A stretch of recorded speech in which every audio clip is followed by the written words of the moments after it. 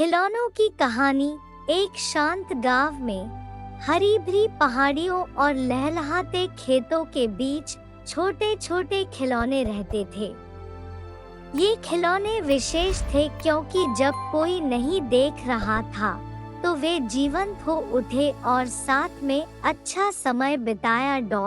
खिलौनों में टेडी नाम का एक नरम टेडी बियर, जूलिया नाम की सुनहरे बालों वाली एक गुड़िया और फेलिक्स नाम का एक छोटा लकड़ी का सिपाही था। वे सबसे अच्छे दोस्त थे और हमेशा रोमांचक खेल और रोमांच लेकर आते थे।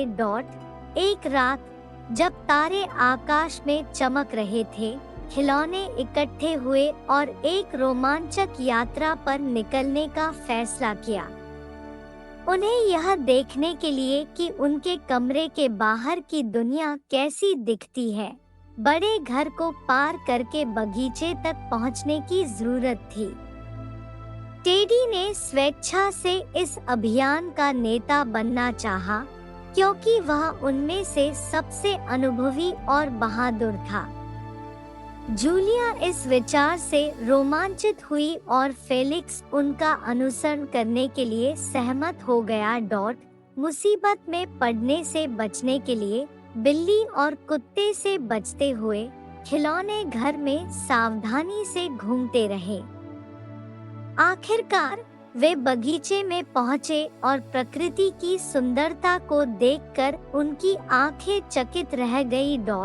विभिन्न आकृतियों और आकारों के फूल चमकीले रंगों में खिले, पक्षी पेड़ों पर चहचहा रहे थे और हल्की हवा फूलों की खुशबू ले जा रही थी। खिलौने खुश हुए और इस दुनिया का पता लगाने लगे।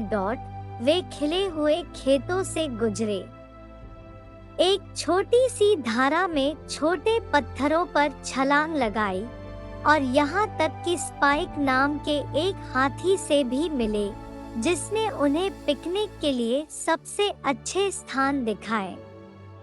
खिलौनों ने जामुन बटोरे और तेज धूप में दावत की। हालांकि समय तेजी से बीत गया और खिलौनों ने घर लौटने का फैसला किया, इससे पहले कि किसी को उनकी अनुपस्थिति का पता चले।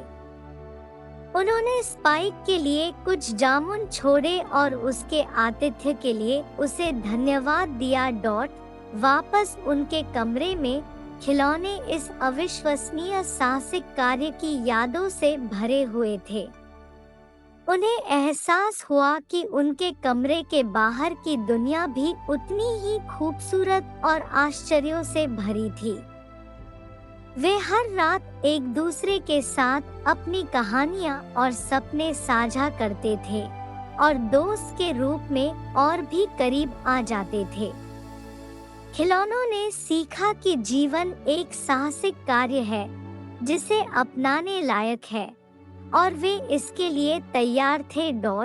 और इस तरह खिलौनों के जीवन की कहानी समाप्त हो गई, जो हमें हर पल को संजोना और सबसे सामान्य चीजों में रोमांच ढूंढना सिखाती है।